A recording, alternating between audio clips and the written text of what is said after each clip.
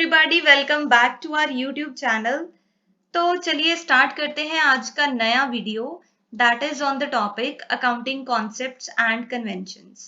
Concept and conventions के बारे में बात करने से पहले I would like to tell you कि अगर आप प्रिपेयर कर रहे हो मार्क्सफेड के लिए या फिर मतलब इसमें सीनियर अकाउंटेंट के लिए या फिर असिस्टेंट अकाउंटेंट के लिए, इसके बिना कोऑपरेटिव बैंक के लिए अगर आप प्रिपेयर कर रहे हो, ठीक है, कॉमर्स लेक्चरर के लिए अगर आप प्रिपेयर कर रहे हो, या फिर आप पीएस पीसीएल और पीएस टीसीएल के लिए प्रिपेयर कर रहे हो, मींस ऐसा कोई भी कंपैरेटिव एग्जाम जिसमें अकाउंट्स से क्वेश्चन पूछे जाएंगे, तो उसमें गारंटी है कि आपको कॉन्सेप्ट या फिर कन्वेंशन में से एक क्वेश्चन पक्का मिल जाएगा। मिनिमम एक बोल रही हूँ, दो भी हो सकते हैं, ठीक है। एक से दो क्वेश्चन अक्सर ही प्रीवियस ईयर्स में पूछे गए हैं, आप चाहो तो चेक कर सकते हो। So accounting principles, concepts and conventions, ये मोस्ट इंपॉर्टेंट टॉपिक है, ठीक है। तो इसी से हम स्टार्ट करेंगे अकाउंट्स के एमसीक्यूज। अगर आपको कोई भी डाउट हो इससे रिलेटेड तो आप मेरे को कमेंट सेक्शन में पूछ सकते हो। I would love to answer your doubts. देखिए, जब तक आपको डाउट्स नहीं आएंगे आपकी क्लैरिटी नहीं बनेगी। एंड ये जो कॉन्सेप्ट एंड कन्वेंशंस हैं ये एक वीडियो में नहीं कंप्लीट होंगे, मैं पहले ही बता रही हूँ, क्योंकि ये थोड़ा डिटेल्ड टॉपिक है, तो इसको हम 2 या 3 पार्ट्स में कवर करेंगे। तो स्टार्ट करते हैं with the first question. Accounting principles are divided into. Accounting principles में क्या क्या आता है? अकाउंटिंग प्रिंसिपल्स में कॉन्सेप्ट्स आते हैं, यस, कन्वेंशंस आती हैं, हाँ जी, फंडामेंटल अकाउंटिंग एजम्पशंस भी आती हैं। तो इसका राइट आंसर क्या हो जाएगा? All of these. अब देखिए कौन कौन से कॉन्सेप्ट हैं। आपने सुना होगा business entity concept, money measurement concept, class +1 में ही आपने पढ़े होंगे, ठीक है। अभी तो आप जॉब के लिए प्रिपेयर कर रहे हो तो ये सब रिवीजन चल रही है आपके पुराने सिलेबस की। बिजनेस एंटिटी, मनी मेजरमेंट, तो ये अकाउंटिंग कॉन्सेप्ट हैं। कन्वेंशंस कौन कौन सी हैं? जैसे convention of full disclosure,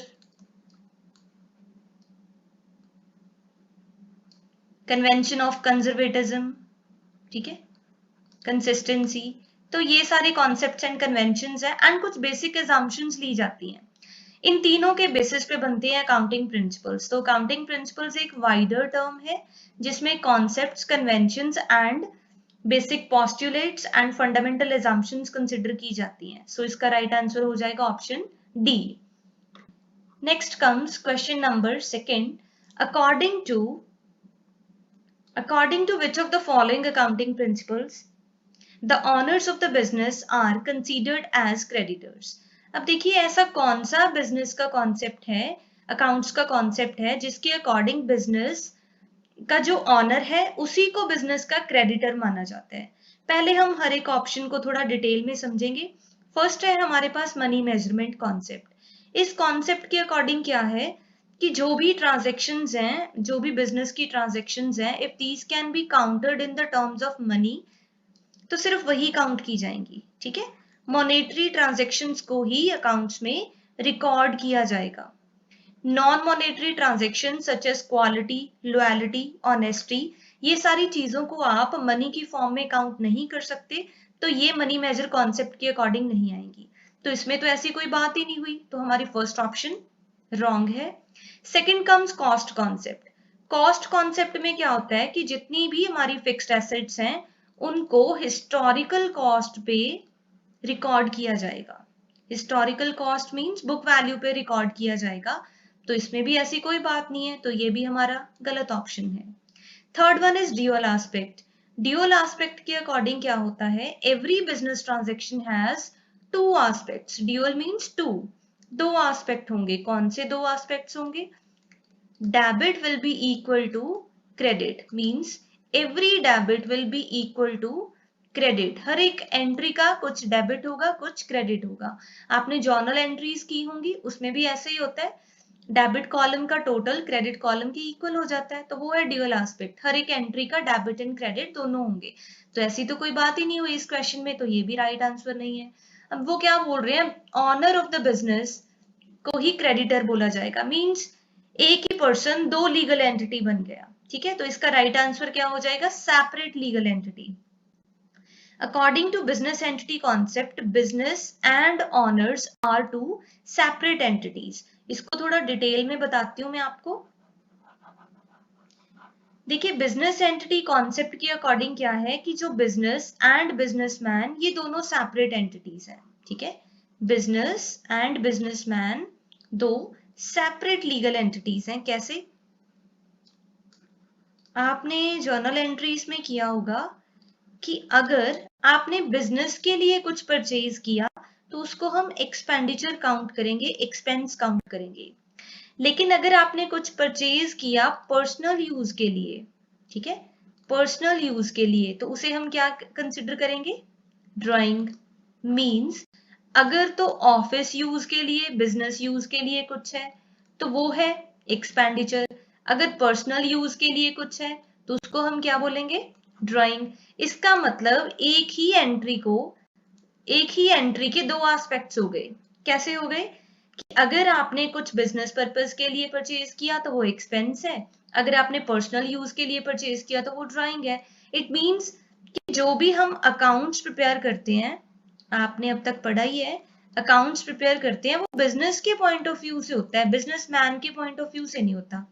business के पॉइंट ऑफ व्यू से जो एक्सपेंस है वो बिजनेस यूज के लिए होगा, एंड बिजनेस के पॉइंट ऑफ व्यू से अगर बिजनेसमैन ने कुछ विथड्रॉ कर लिया तो वो ड्राइंग कंसिडर किया जाएगा, एंड बिजनेसमैन को इंटरेस्ट ऑन ड्राइंग्स भी पे करना पड़ सकता है to the business. So business and businessman are two separate legal entities. तो अब अगर बिजनेसमैन ने कुछ ड्राइंग की है, सपोज ₹5,000 विथड्रॉ करवाया पर्सनल यूज के लिए, तो वो क्या हो गया? Drawing.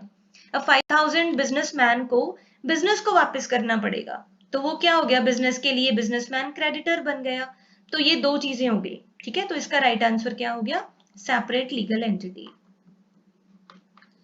Then comes the question number 3. अब देखिए थर्ड क्वेश्चन में क्या है? Which accounting principle differentiate between the owners and the management? फिर से वही आ गया, दो सेपरेट लीगल एंटिटीज किसके अकॉर्डिंग है? सेपरेट एंटिटी के अकॉर्डिंग. इसी को हम बिजनेस एंटिटी कॉन्सेप्ट बोलते हैं. चाहे आप इसको बिजनेस एंटिटी बोल दो या फिर सेपरेट एंटिटी, एक ही बात है. यही है राइट आंसर. बाकी ऑप्शंस को देख लेते हैं. फर्स्ट ऑप्शन है गोइंग कंसर्न कॉन्सेप्ट.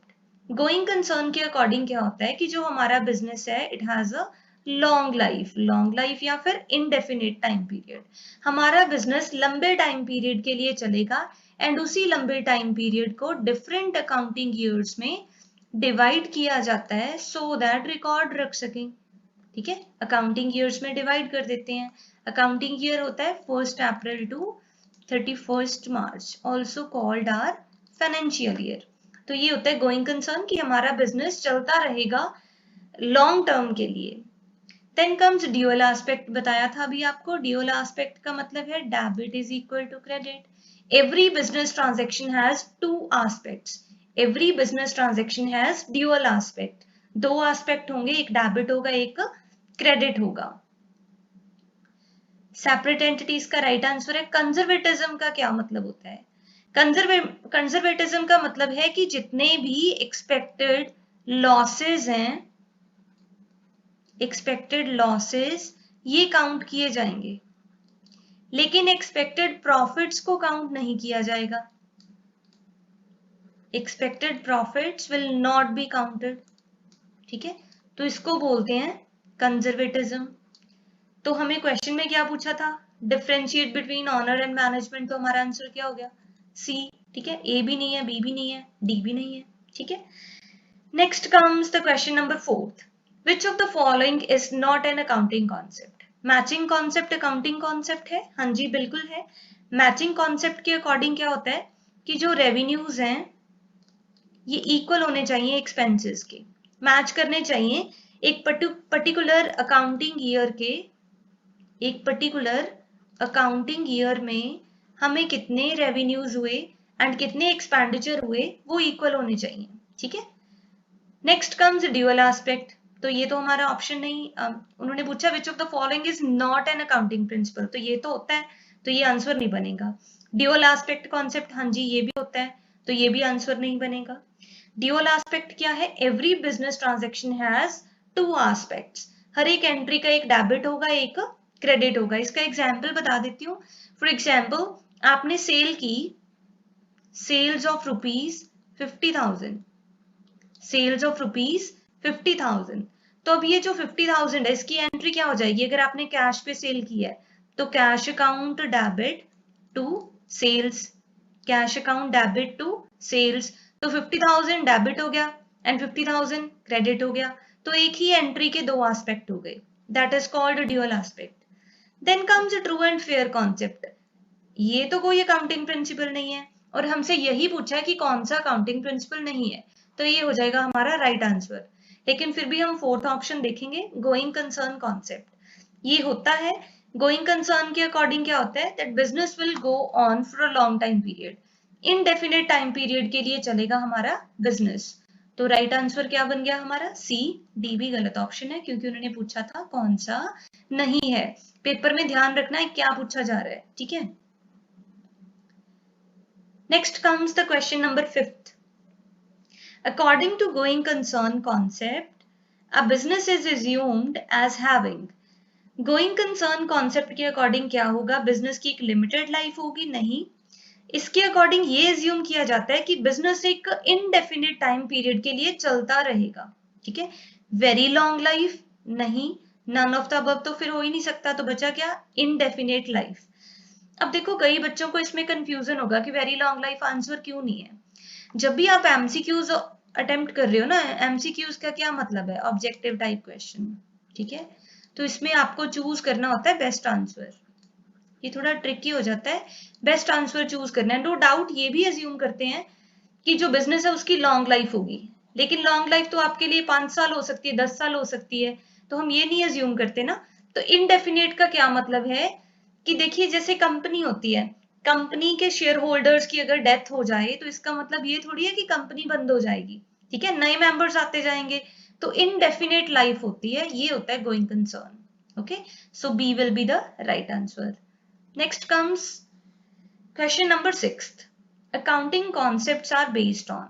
जो अकाउंटिंग कॉन्सेप्ट हैं ये किस पे बेस्ड होते हैं? तो ये होते हैं कुछ पॉस्टुलेट्स होती हैं। पॉस्टुलेट्स का मतलब है कुछ मान्यताएं होती हैं, ठीक है, एंड कुछ बेसिक एजम्पशंस होती हैं जिनके बेसिस पे ये कॉन्सेप्ट बनाए जाते हैं। Certain facts and figures? नहीं। Certain accounting records? नहीं। Government guidelines? नहीं। तो जो अकाउंटिंग कॉन्सेप्ट्स हैं ये होते हैं एजम्पशंस के बेसिस पे, ठीक है। Next comes the question number 7th. According to money measurement concept, which of the following will not be recorded?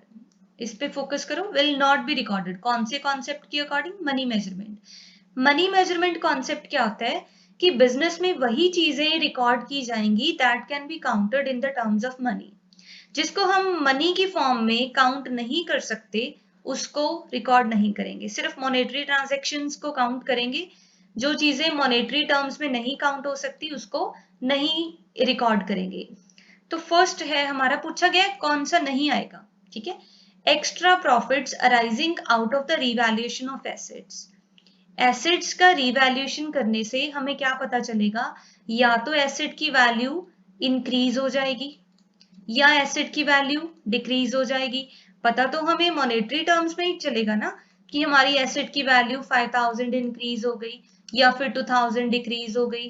तो ये तो मनी की फॉर्म में काउंट हो सकता है, तो ये हमारा आंसर नहीं है। Second is commission payable to salesman. देखिए, कमीशन तो कैश की फॉर्म में ही होगा ना, कैश की फॉर्म में कमीशन पे कर दिया तो मॉनेटरी हो गया, ये भी हमारा राइट ऑप्शन नहीं है। Third is quality of the product. अब देखो, जो प्रोडक्ट की क्वालिटी होती है ना उसकी ग्रेडिंग होती है। ग्रेडिंग कैसे होती है? A B C D. ये क्वांटिटी, जो क्वांटिटी है वो एक मॉनेटरी फिनोमिना हो सकता है, लेकिन क्वालिटी को आप कैसे काउंट करोगे? तो मनी मेजरमेंट के according quality of the product will not be recorded. All of these तो फिर होगा ही नहीं क्योंकि हमने पहले ही 2 ऑप्शन गलत कर दिए हैं, ठीक है। Next comes question number 8.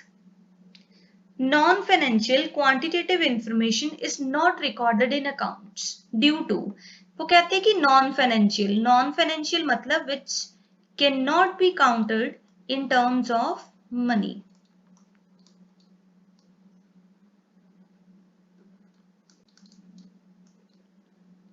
कोई भी ऐसी इंफॉर्मेशन जिसको हम मनी की फॉर्म में काउंट नहीं कर सकते, उसे रिकॉर्ड ही नहीं किया जाएगा। किस अकाउंटिंग प्रिंसिपल के बेसिस पे? तो इसका राइट आंसर है, अभी डिस्कस किया, मनी मेजरमेंट के अकॉर्डिंग। ड्यूअल एस्पेक्ट नहीं होगा, क्योंकि ड्यूअल एस्पेक्ट में दो एस्पेक्ट की बात होती है, डेबिट क्रेडिट की, तो ऐसी कोई बात नहीं हो रही इस एमसीक्यू में। एक्रूअल कॉन्सेप्ट, ये आपके लिए नया है। एक्रूअल कॉन्सेप्ट के अकॉर्डिंग क्या होता है कि चाहे आपने जो पेमेंट है वो रिसीव नहीं की, अभी ड्यू है, तो एक्रूअल बेसिस पे भी चीजों को रिकॉर्ड किया जाएगा। ठीक है, आपने सर्विसेज रेंडर कर दी लेकिन पेमेंट रिसीव नहीं की, पेमेंट ड्यू है, तो वो एक्रूअल कॉन्सेप्ट के अकॉर्डिंग है कि चाहे इनकम अर्न हो गई है, चाहे आपने रिसीव नहीं की, तो वो भी रिकॉर्ड की जाएगी एक्रूअल के अकॉर्डिंग। एंटिटी कॉन्सेप्ट कौन सा है? फर्स्ट क्वेश्चन ही था। जो बिजनेस एंटिटी कॉन्सेप्ट है, सेपरेट लीगल एंटिटी, इसी को एंटिटी बोलते हैं। Business entity, separate legal entity, ठीक है, इसी को क्या बोलते हैं? Entity concept. तो हमारे एमसीक्यू में पूछा था कि नॉन फाइनेंशियल नहीं रिकॉर्ड करते, किसके अकॉर्डिंग? मनी मेजरमेंट के अकॉर्डिंग, तो C will be the right answer.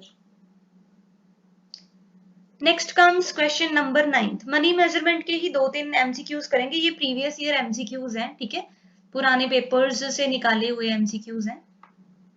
Which of the following is related with the money measurement concept? कौन सी चीज है जो मनी मेजरमेंट से रिलेटेड है?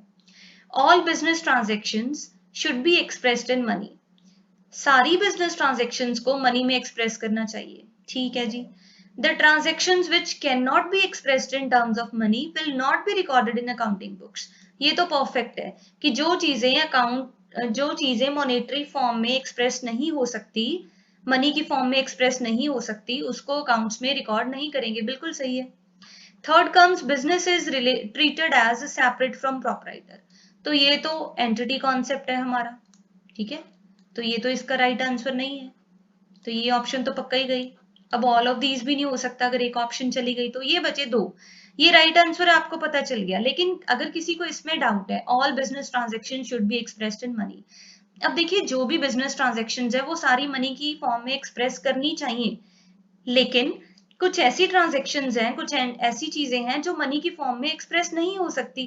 तो जब भी आपको एमसीक्यू में ऑल आ जाए, नेवर आ जाए, ऑलवेज आ जाए, तो आप थोड़ा कॉन्शियस हो जाओ कि ऐसी एक्सट्रीम सिचुएशंस ना 100% राइट नहीं होती। मैं अपने एक्सपीरियंस के बेसिस पे बता रही हूँ कि जो भी आप एमसीक्यू सॉल्व करते हो ना, जिसमें ऑल आ जाए, नेवर आ जाए, ऑलवेज आ जाए, तो आप वहां पे थोड़ा और कॉन्शियस हो जाओ कि ये तो गलत होने वाला ऑप्शन है, 90% वो सही नहीं होता, लेकिन 10% फिर भी प्रोबेबिलिटी है, लेकिन ये इसका राइट आंसर नहीं है। तो बेस्ट क्या बन जाएगा कि जो चीजें मनी की फॉर्म में एक्सप्रेस नहीं हो सकती वो अकाउंटिंग बुक्स में नहीं आएंगी, ये कहता है money measurement concept. Money measurement ने ऐसे नहीं लिखा कि हर एक चीज को मनी में एक्सप्रेस करो, बल्कि ये लिखा है कि जो चीजें मनी में नहीं एक्सप्रेस हो रही उसको रिकॉर्ड मत करो, ठीक है। कॉन्सेप्ट्स एंड कन्वेंशंस का अगर आपको डिटेल्ड टॉपिक पे वीडियो चाहिए तो कमेंट सेक्शन में बताना, कर लेंगे, ठीक है, अदरवाइज एमसीक्यूज के साथ I will try to explain. Next comes which of the following is an example of money measurement concept? Money measurement का best example क्या है? Dispute between management and labor. अब देखो management and labor यूनियन के between झगड़ा हो गया, तो कैसे बताओगे? 500 रुपए का झगड़ा हो गया, 1000 रुपए का झगड़ा हो गया, can you count this in terms of money? नहीं, तो ये राइट आंसर नहीं है। Then comes loss of material of rupees 5000, rupees आ गया, 5000 आ गया, तो ये मनी की फॉर्म में है, तो any transaction which can be counted in terms of money वो आ जाएगी, तो ये राइट आंसर है। सेल्स प्रमोशन, देखिए सेल्स प्रमोशन के लिए ना कई बार हम पैसे नहीं लगाते, तो कैसे करते हैं? कोई एडवर्टाइजमेंट करा दी, किसी को स्पॉन्सर कर दिया, तो ये भी तो सेल्स प्रमोशन पॉलिसी होती है ना। अब यहाँ पे तो लिखा नहीं है ना कितना एक्सपेंस हुआ है प्रमोशन पे, तो मनी में इसको काउंट ही नहीं कर सकते, तो ये भी हमारा राइट आंसर नहीं है। Advertisement for the fresh appointment, पैसे की तो कोई बात नहीं की, अगर हमें बता देते कि इतने पैसे लगे हैं, इतने रुपीस लगे एडवर्टाइजमेंट पे, तो शायद राइट आंसर हो जाता, लेकिन यहाँ पे कुछ अमाउंट नहीं बताई गई, तो ये राइट आंसर नहीं है। मटेरियल का लॉस हुआ है 5000 का, तो यही हमारा राइट आंसर है, क्योंकि it can be counted in terms of money. I hope आपको मनी मेजरमेंट तो बहुत ही अच्छे से आ गया होगा। एक बिजनेस एंटिटी, ठीक है, बाकी जो बचते हैं कॉन्सेप्ट एंड कन्वेंशंस, उस पे आएगा नेक्स्ट वीडियो। ये 2-3 पार्ट्स में आएगा वीडियो, लेकिन मैं गारंटी देती हूँ कि आप जो भी ऐसा कोई कंपैटिटिव एग्जाम के लिए अगर आप प्रिपेयर कर रहे हो जिसमें अकाउंट्स आएगा, तो आपको ऐसा एक क्वेश्चन पक्का मिल जाएगा। ठीक है, so thank you so much for watching this video. अगर आपको ये वीडियो अच्छा लगा हो तो प्लीज लाइक करो एंड अपने फ्रेंड्स के साथ शेयर करो, शेयरिंग इज केयरिंग। ठीक है, तो जितना आप लोगों के साथ ये वीडियो शेयर करोगे सबका बेनिफिट होगा। दूसरों का भी अच्छा सोचा करो, हर वक्त सेल्फिश नहीं बनना चाहिए नॉलेज के मामले में। And thank you so much, stay blessed.